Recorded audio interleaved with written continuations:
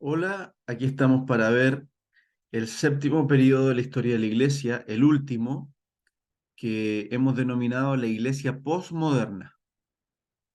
Antes de comenzar, vamos a orar como acostumbramos, encomendándonos al Señor. Padre Celestial, muchas gracias por este tiempo que usted nos permite tener para estudiar en esta ocasión el periodo más reciente en la historia de la Iglesia. Ayúdenos, Señor, guíenos para entender sus verdades, para crecer lo que usted tiene para nosotros, para comprender la iglesia y también hacia dónde va. Potencie, Señor, nuestras capacidades y que sea su Santo Espíritu guiándonos y enseñándonos todo lo que necesitamos aprender. En sus manos encomendamos este tiempo, en el nombre de Jesús. Amén. Bien, la iglesia posmoderna, me voy a apoyar en un power que tengo acá, eh, para referirnos primero que todo a cómo empieza este periodo. ¿Cómo empieza? ¿Por qué se habla de iglesia posmoderna? Aquí tenemos algunos años y vamos con estas imágenes. La primera fácilmente reconocible, el hundimiento del Titanic. Esa no es tan conocida, la tragedia del Hindenburg, este dirigible alemán, ocurrido en 1937. La Primera Guerra Mundial, del 1914 al 1918, y la Segunda Guerra Mundial, que termina en 1945. ¿Qué tienen en común estas imágenes? Que son grandes catástrofes humanas, no naturales, humanas, de la humanidad en la primera mitad del siglo XX. Hasta antes de estos acontecimientos de la primera mitad del siglo XX, estos que estoy mostrando en las imágenes, la sociedad se caracterizaba por una confianza suprema en la razón humana. La modernidad se caracteriza por su racionalismo, la, la confianza en que la razón humana, eh, desarrollada, expresada en los distintos avances científicos y tecnológicos, iba a permitir a la humanidad ir en una línea de progreso indefinido, ilimitado. Todo lo que el hombre se propusiera lo iba a lograr, cosas que no fue en la Edad Media, y después de la Edad Media en el Renacimiento fue muy lento. Ya en el siglo XIX fue muy rápido el desarrollo, el avance, la modernización, el avance de las telecomunicaciones y también de los medios de transporte, que fueron achicando las distancias de este planeta Tierra, haciendo que todo estuviera más interconectado, más comunicado. En la clase pasada hablábamos del ferrocarril como gran expresión de la modernidad, pero ya en el siglo XX empieza a progresar la ciencia aeronáutica y por lo tanto ya era mucho más rápido, más que el tren, que ya era rápido, ahora eran los aviones. Entonces, toda la tecnología, todo lo que se está desarrollando hace que el hombre se sienta confiado en sus capacidades. Así que a eso se le llama positivismo. Una actitud positiva basada en la razón, en las ciencias, en el método científico, empírico, todo lo que el hombre puede ver y comprobar, como es el método científico, asegura que el ser humano va a poder progresar todo lo que se pueda imaginar. No hay límites para la capacidad humana. Pero estos cuatro acontecimientos representados en la fotografía de esta diapositiva fueron tremendos golpes para este positivismo, para esta confianza humana en sí mismo, para el racionalismo. Fue un golpe. Recordémonos que respecto al barco Titanic, sus, sus constructores dijeron que ni aun Dios lo podía hundir, ¿verdad? Por lo tanto, en su viaje inaugural de Inglaterra a los Estados Unidos, cruzando el Atlántico, en el viaje inaugural, van de fiesta, van en jolgorio. ¿M? El barco inundible se hundió ya que el casco se rompió con un iceberg que no fue visto a tiempo, no fue esquivado. Y ahí hay un primer golpe para esta confianza humana en sí mismo. Luego, la Primera Guerra Mundial, cerca de 14 millones de muertos, imagínense, tremenda masacre, espantoso, muy doloroso, con armas muy inhumanas, los gases tóxicos, bueno, tanta cosa que, reflejó el sufrimiento humano en esa guerra, fue un segundo golpe. Ya dijimos la tragedia del Hindenburg, con eso se descartó que la ciencia aeronáutica avanzara por ese lado de los globos dirigibles,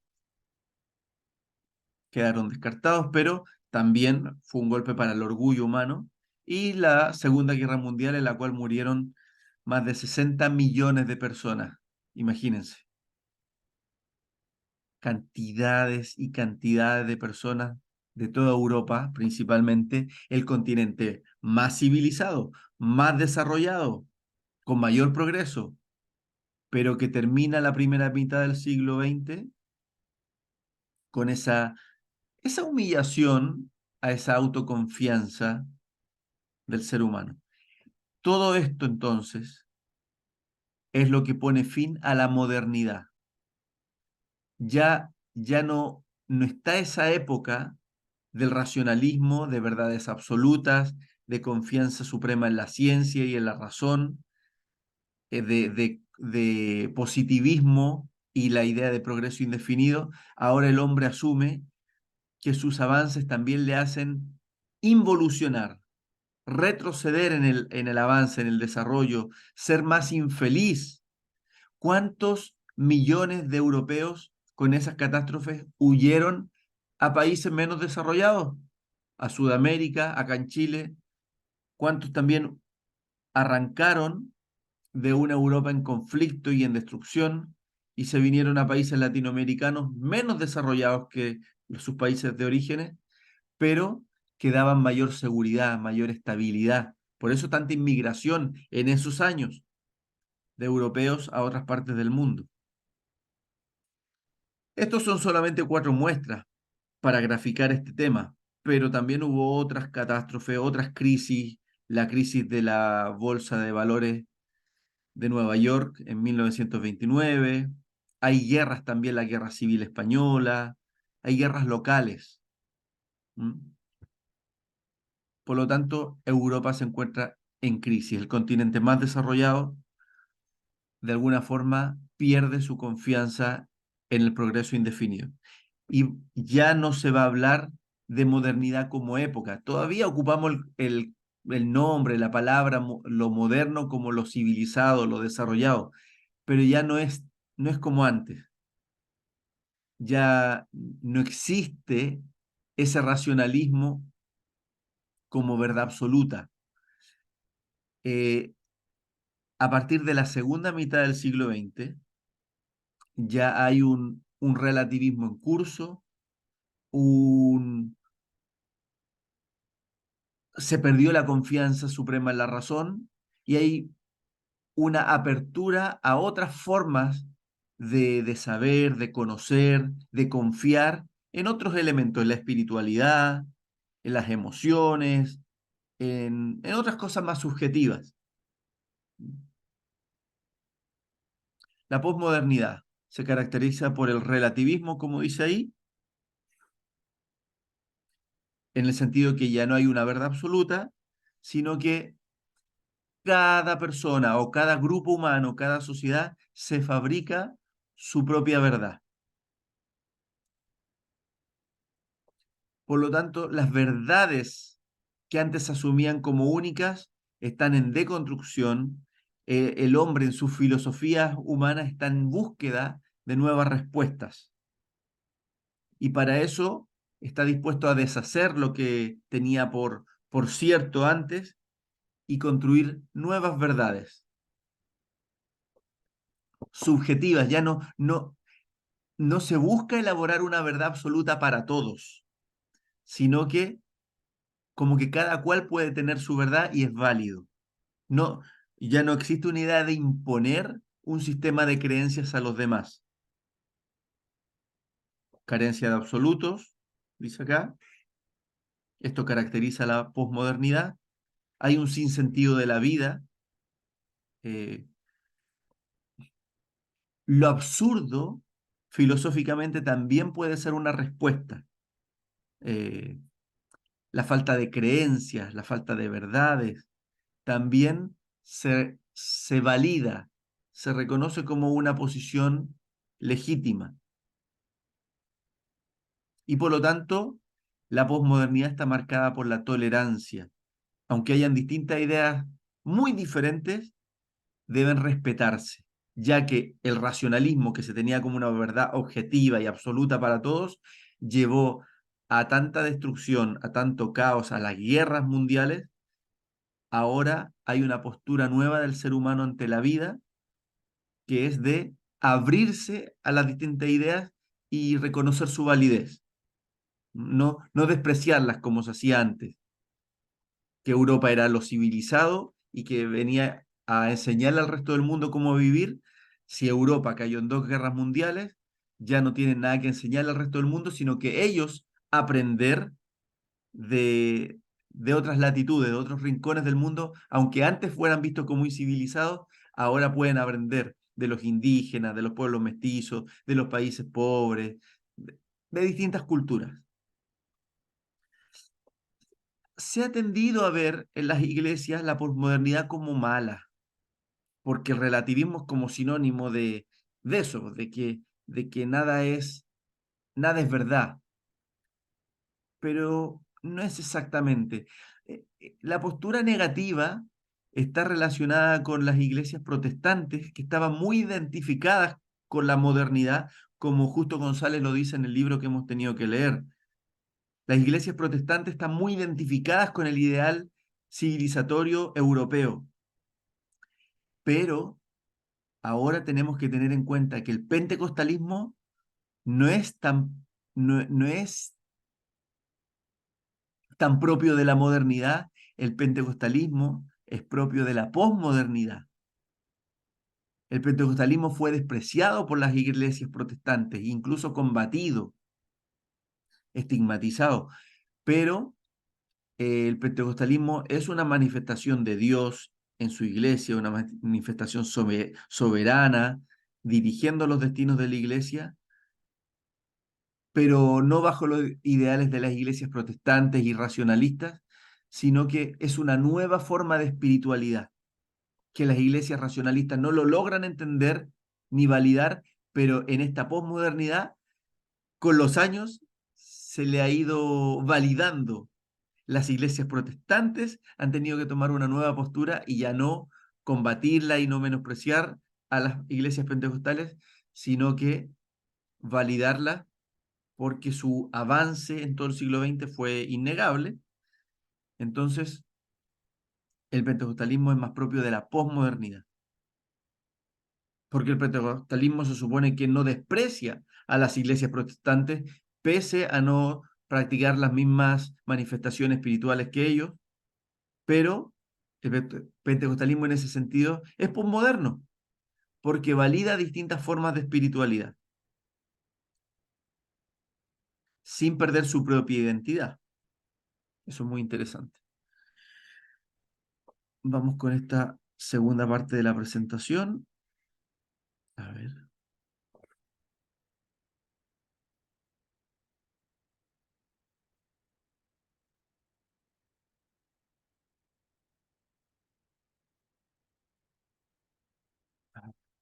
cuesta un poquito. Aquí está.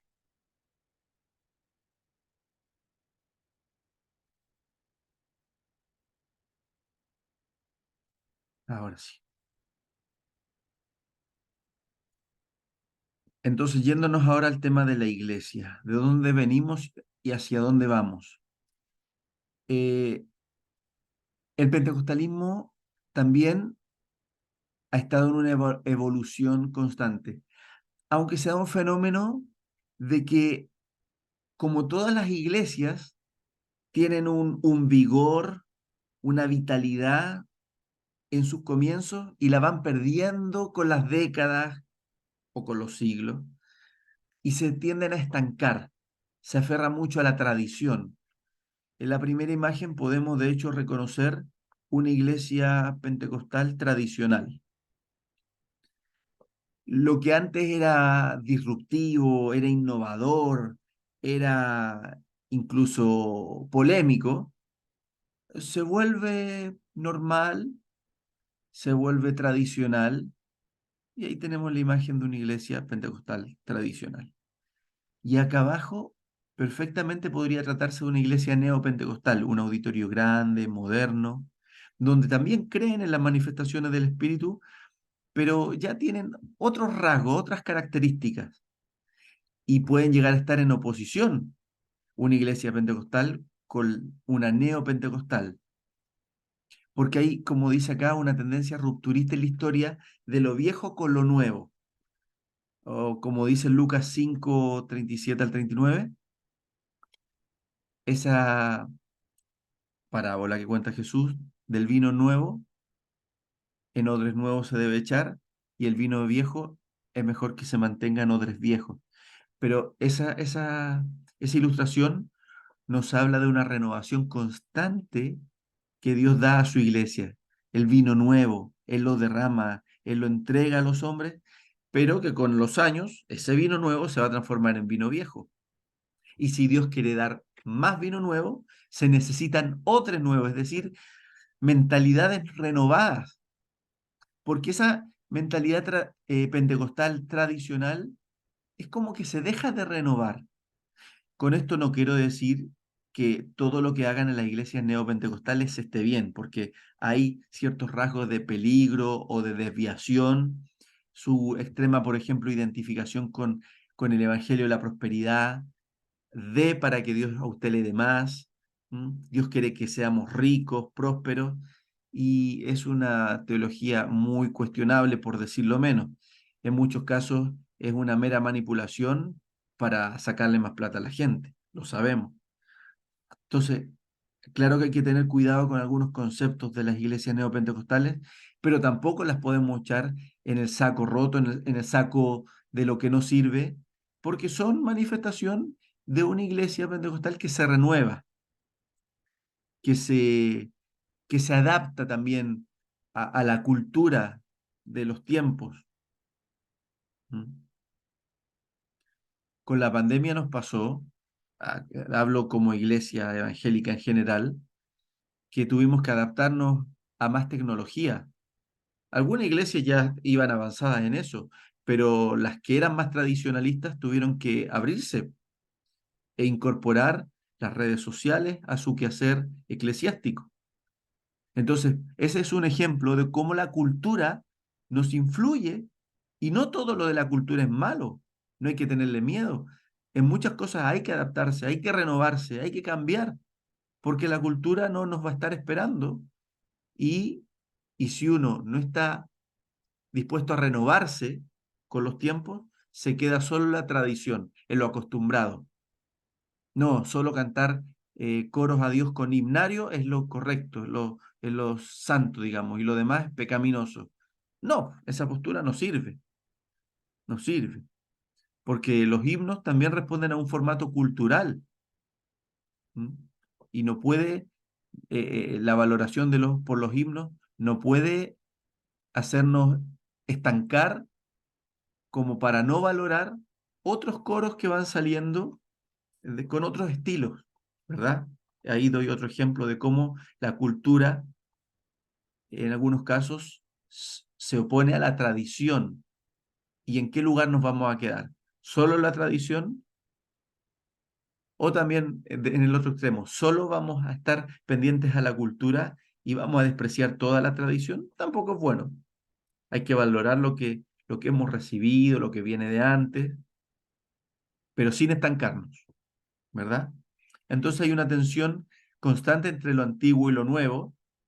Entonces esto es para reflexionar entre la tradición y la renovación y también entre la vejez y la juventud.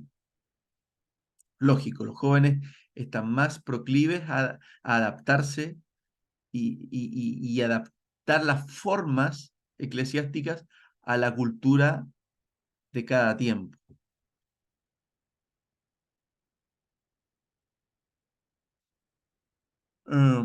Consideremos rápidamente las tendencias que en el último tiempo han habido en la iglesia, en las iglesias, en el mundo evangélico.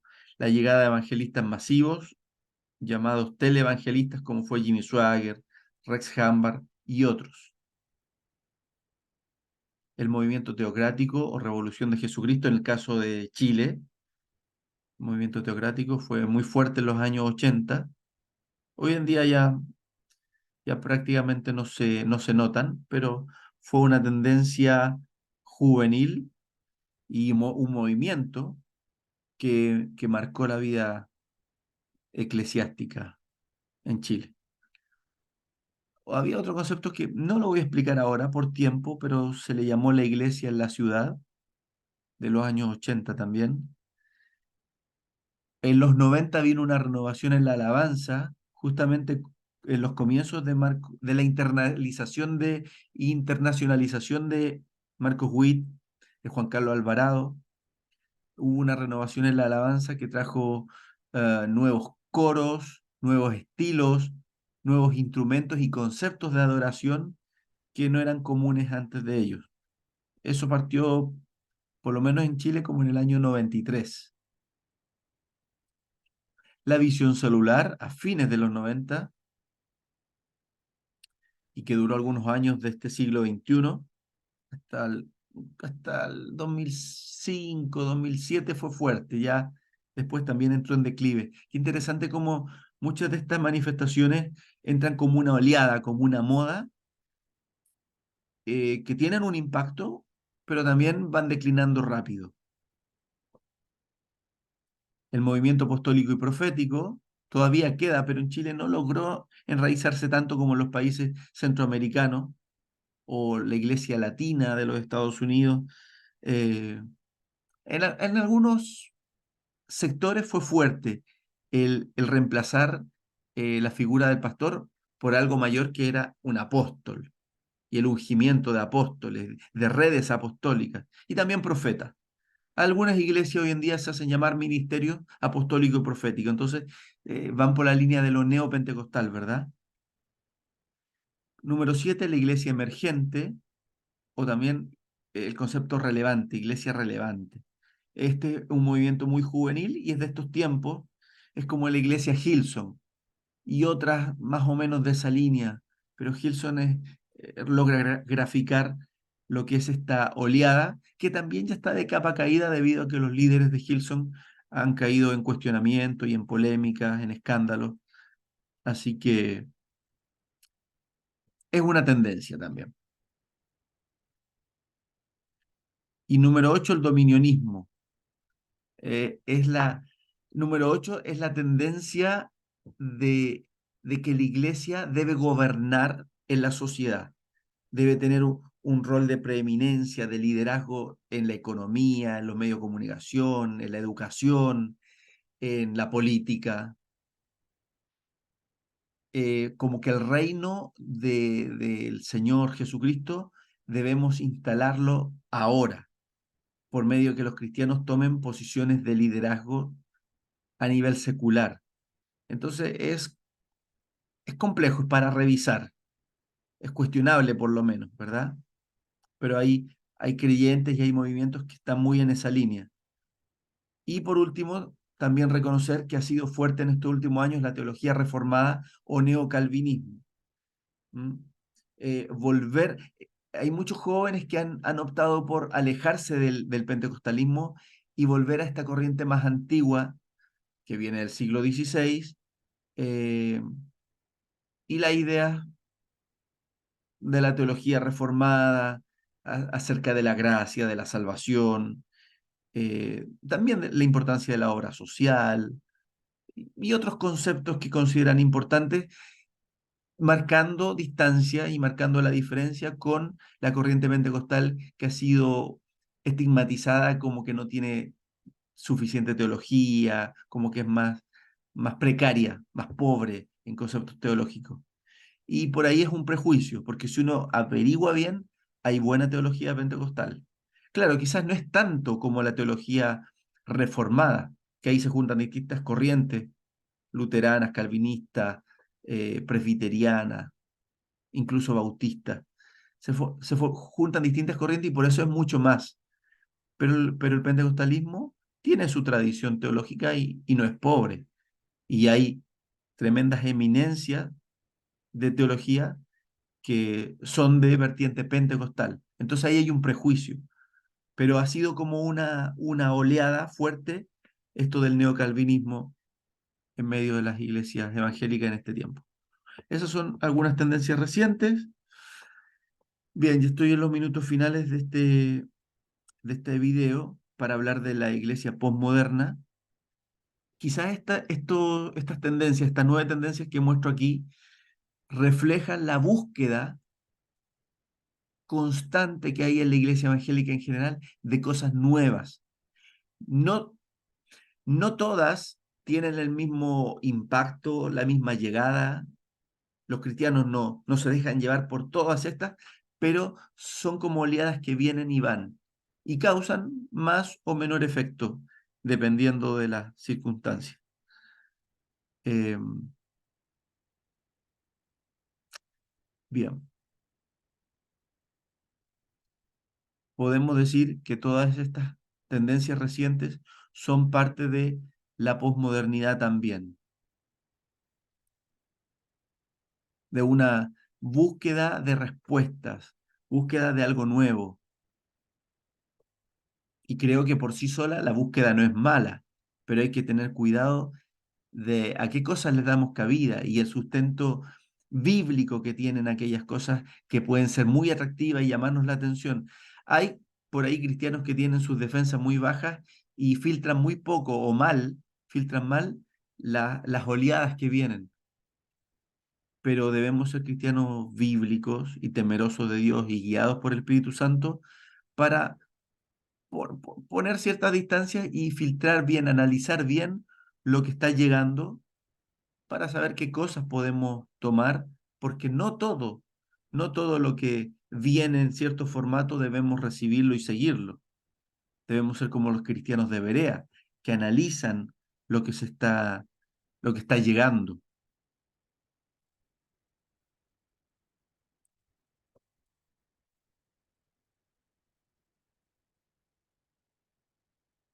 Bien.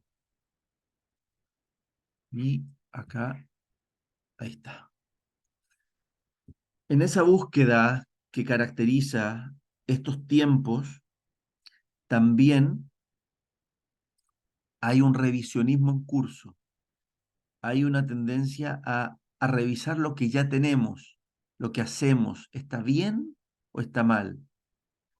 En cuanto a las versiones de la Biblia, hace rato que la Reina Valera del 60 dejó de ser la única versión del pueblo evangélico porque han estado saliendo nuevas revisiones que pretenden ser más fieles a los escritos originales, porque se han ido descubriendo también manuscritos más antiguos que los que usó Casiodoro de Reina.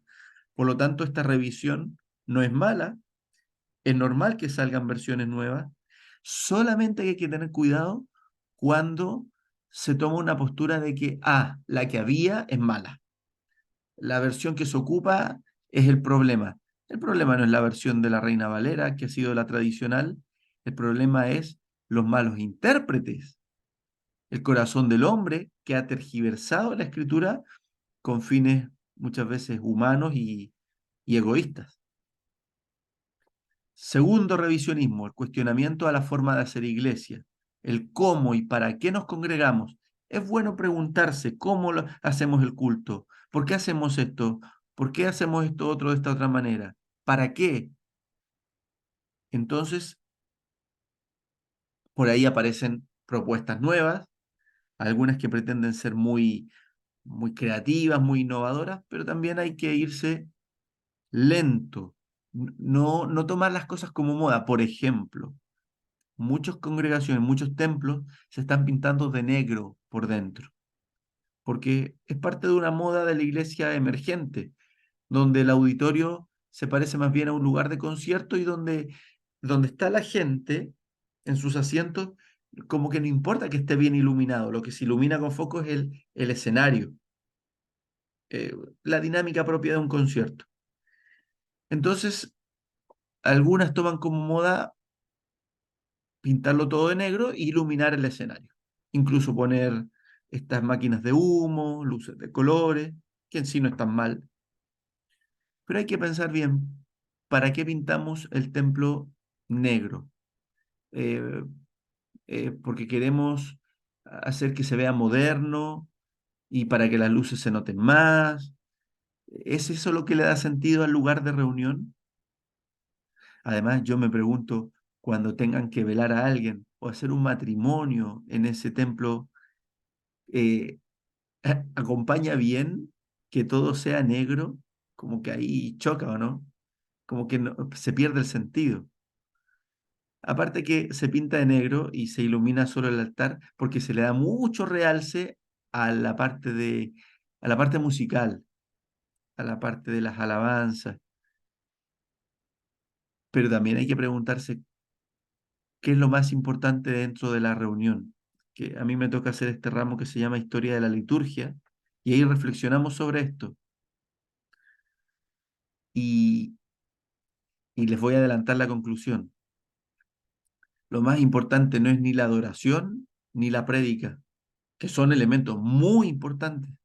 Lo más importante en la reunión es la comunión, que haya comunión. Y comunión no es solamente sentarse a comer algo juntos, es la comunión espiritual, de estar unidos en Cristo. Y por lo tanto, donde cada miembro de la iglesia es importante y tiene eh, su participación, por pequeña que sea, es importante. Todos aportan a la comunión. Pero cuando entendemos eso, eso orienta cómo hacemos el culto, qué elementos tiene y para qué hacemos cada cosa que hacemos. A fin, y así nos libramos de dejarnos llevar por la moda, sino que pensamos las cosas que vamos a hacer. Así que el revisionismo es necesario, incluso de cómo hacemos las reuniones, pero tiene que ser bien pensado y considerando cada elemento, poniéndolo en la balanza. En el revisionismo en curso hay un desprecio del mover pentecostal y las manifestaciones carismáticas. eh, y eso se relaciona con ese neocalvinismo que está bastante fuerte en estos tiempos.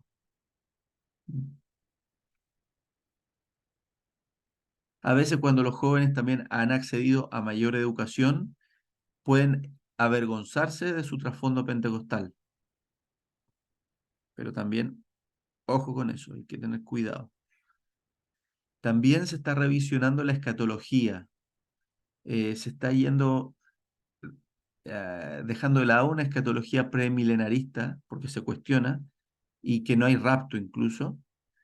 Entonces, está bien revisar la escatología, cómo la comprendemos, cómo realmente estamos entendiendo las profecías apocalípticas, pero esa es una tendencia y bueno, es para un tema de discusión doctrinal, de análisis, pero diría nuevamente, cuidado con las tendencias que se ponen de moda.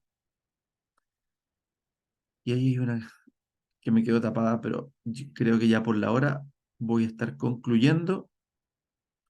Son elementos que nos van a dar para reflexionar, para pensar y preguntar dónde estamos como iglesia y hacia dónde queremos ir. Eh, Algunos frente a esto se sienten que la iglesia está amenazada, la posmodernidad, el relativismo, estas cosas que se están cuestionando, que le llamé revisionismo en curso, que se están cuestionando. El diezmo, otro elemento que se cuestiona mucho en estos tiempos, se están revisando cómo se hacen, si está bien, si está mal, si se debe hacer de otra manera. Eh, hay un filósofo alemán que murió hace poco, Bauman, que dice que le llama a esta posmodernidad la modernidad líquida. O sea, le sigue llamando modernidad, pero ya no es sólida como antes, firme, rígida, sino que es líquida. Y es verdad, todo se ha vuelto más difuso, poco definido, porque lo líquido puede tomar distintas formas. Lo que es sólido tiene su forma definida. Así era la modernidad hasta la primera mitad del siglo XX. Pero esta posmodernidad, como le llama Bauman, es una modernidad líquida y también se vive en las iglesias. Los tiempos actuales nos exigen ser flexibles y adaptables en todo lo que se pueda flexibilizar y adaptar, no ser rígido. Hay gente que se pone tan a la defensiva, cristianos estoy hablando, que no aceptan el cuestionamiento de nada, la revisión de nada, el relativismo de nada, flexibilidad en nada. Pero los que somos del espíritu podemos estar abiertos a los cambios que haya que hacer, pero reconocer qué es lo fundamental, qué es lo que no debemos transar. Los tiempos actuales, esta posmodernidad o modernidad líquida, demandan para que podamos dialogar con la gente de este tiempo, con las generaciones jóvenes que se están formando y que están creciendo y las que van a venir, demandan de nosotros para tener un evangelio efectivo que seamos personas flexibles en todo lo que podamos ser flexibles, personas del espíritu de verdad, porque la rigidez humana muestra nuestra falta de, de conexión y de dependencia del Espíritu Santo.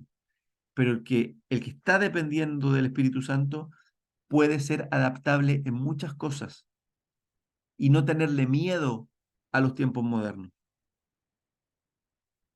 Bueno, termino con esta cita de Eclesiastés, capítulo 1. ¿Qué es lo que fue? Lo mismo que será. ¿Qué es lo que ha sido hecho? Lo mismo que se hará. Y nada hay nuevo debajo del sol. ¿Hay algo que se puede decir, he aquí que esto es nuevo? Ya fue en los siglos que nos han precedido. No hay memoria de lo que precedió, ni tampoco de lo que sucederá. Habrá memoria en los que serán después. Bueno, con esa pequeña cita bíblica termino y me despido. Hasta la próxima.